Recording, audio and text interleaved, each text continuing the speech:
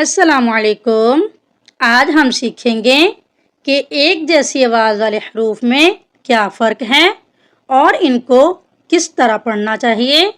सबसे पहले ये जान लें कि अगर हम एक जैसी आवाज़ वाले हरूफ में फ़र्क नहीं करते तो उनके मानी तब्दील होने का खदशा होता है। लिहाजा इन हरूफ में फ़र्क करना और इनको सीखना बहुत ज़रूरी है। तो आइए लेसन स्टार्ट करते हैं। बिस्मिल्लाहिर्रहमानिर्रहीम। सबसे पहले हम कौफ और काफ का फ़र्क देखते हैं, फिर हम कुरान पाक से इनको पढ़ना सीखेंगे। सबसे पहले ये आपके सामने है कौफ, यानी 2 नुक्तों वाली कौफ। इसको मोटा पढ़ा जाता है। और इसी तरह आपके सामने दूसरी काफ है, इसको बारीक पढ़ा जाता है। अगर हम इनमें फ़र्क नहीं करते तो इनके मानी तब्दील हो जाते हैं। जैसा कि एक लफ्ज़ है उल और इसी तरह दूसरा लफ्ज़ है कुल। पहले देखें, 2 नुक्तों वाली कौफ है, इसको मोटा करके पढ़ना है उल। इसका मानी है कहिए या कह दीजिए। और इसी तरह जो दूसरा लफ्ज़ है कुल, इसका मानी है खाओ। तो देखें, अगर हम इन हरूफ की दुरुस्त अदायगी नहीं करते तो इनके मानी तब्दील हो जाते हैं। इसी तरह एक और लफ्ज़ है मुशरिक और दूसरा लफ्ज़ है मुशरिक। जो पहला लफ्ज़ हमने पढ़ा 2 नुक्तों वाली कौफ के साथ मुशरिक, इसका मानी है चमकदार या रोशन। और इसी तरह जो दूसरा लफ्ज़ हमने पढ़ा मुशरिक यानी बारीक काफ के साथ, इसका क्या मानी हो गया बेदीन। यहाँ पर भी देखें, कौफ की जगह अगर काफ पढ़ दिया जाए तो इसकी मानी तब्दील हो गए। इसी तरह एक और लफ्ज़ है कल्ब और दूसरा लफ्ज़ है कल्ब। जो हमने 2 नुक्तों वाली कौफ के साथ कल्ब पढ़ा, इसका मानी है दिल। और इसी तरह जो दूसरा लफ्ज़ कल्ब बारीक काफ के साथ हमने पढ़ा, इसका क्या मानी है कुत्ता। तो आपने देखा कि इन हरूफ का फ़र्क क्यों ज़रूरी है। अगर हम इनमें फ़र्क नहीं करेंगे तो इनके मानी तब्दील हो जाएंगे। आपने इनको तवज्जो के साथ पढ़ना है। तो आइए अब कुरान पाक से हम इनको पढ़ना सीखते हैं। सबसे पहले इसकी मिसाल है सूरतुल काफिरून आयत नंबर 1 में कुल या अय्युहल काफिरून। यहाँ पर देखें, आयत के शुरू में 2 नुक्तों वाली कौफ का इस्तेमाल हुआ है। इसको हम मोटा करके पढ़ेंगे उल। और अगर यहाँ पर इसको बारीक पढ़ देंगे यानी कुल पढ़ देंगे तो इसका मानी चेंज हो जाएगा। इसका मानी फिर बनेगा खाओ। इसी तरह जो काफिरून है, इसमें बारीक काफ का इस्तेमाल हुआ है, इसको बारीक पढ़ेंगे। इसी तरह इसकी एक और मिसाल सूरतुत तकासुर में है आयत नंबर 1 और 2 में अल्हाकुमुत तकासुर। यहाँ पर देखें अल्हाकु, यहाँ पे जो काफ है बारीक काफ है, इसको बारीक पढ़ेंगे। मुत्तकासुर, यहाँ पे भी बारीक काफ है, इसको बारीक पढ़ना है।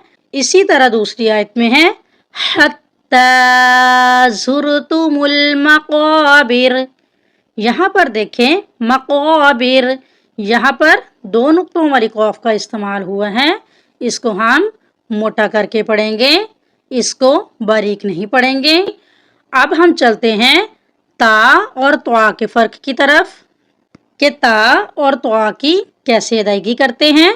ता को बारीक पढ़ा जाता है जबकि त्वा को मोटा पढ़ा जाता है। अगर हम इनमें फ़र्क नहीं करते तो इनके मानी तब्दील हो जाएंगे। जैसा कि लफ्ज़ हैं तीन, यानी ता के साथ तीन।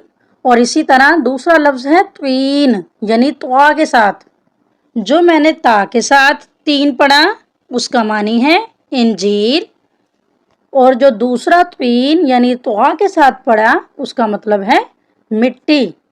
अब देखें, ता की जगह अगर त्वा पढ़ दें या त्वा की जगह ता पढ़ दें तो इनके मानी چینج ہو جائیں گے۔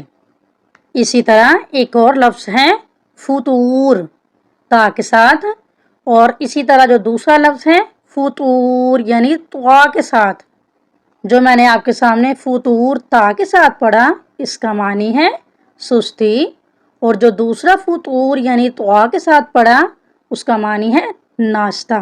اسی طرح ایک اور لفظ ہے فتنہ یعنی تا کے ساتھ، اور دوسرا ہے فتنہ طوا کے ساتھ، جو میں نے پہلے آپ کو بتایا فتنہ یعنی تا کے ساتھ اس کا معنی ہے ترغیب دینا یا فساد، اور جو دوسرا فتنہ پڑھا طوا کے ساتھ اس کا معنی ہے بصیرت یا معاملہ فہمی۔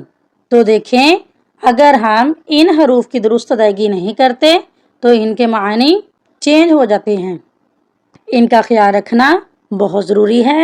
اب ہم قرآن پاک سے اس کی مثالیں دیکھتے ہیں اور تا اور طوا کا فرق کرنا سیکھتے ہیں۔ سورۃ 3 آیت نمبر 1 اور 2 میں اس کی مثال ہے وَالتِّینِ وَالزَّیتُونِ۔ یہاں پر دیکھیں تین یعنی تا کا استعمال ہوا ہے۔ تین کا معنی کیا ہے؟ انجیر، اور اگر ہم یہاں پر وَالتِّینِ تا کی بجائے طوا پڑھ دیں گے وَالتِّینِ تو کیا اس کا معنی بن جائے گا؟ مٹی۔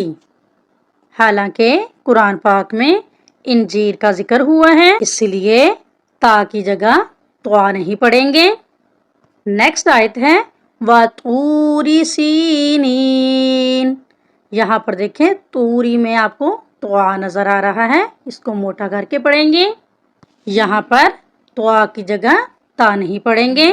اسی طرح سورۃ العلق آیت نمبر 19 میں ہے لا تُطِعْهُ وَاسْجُدْ وَاقْتَرِب۔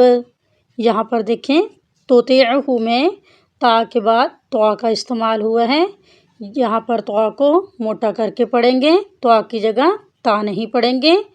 اور دیکھیں وَاقْتَرِب میں تا کا استعمال ہوا ہے، یہاں پر تا پڑھیں گے اور اس کو باریک پڑھیں گے، تا کی جگہ طوا نہیں پڑھیں گے۔ آج کی ویڈیو میں ہم نے قوف اور کاف کا فرق سیکھا اور تا اور طوا کا فرق سیکھا۔ نیکسٹ ویڈیو میں ہم انشاءاللہ باقی حروف کا فرق سیکھیں گے۔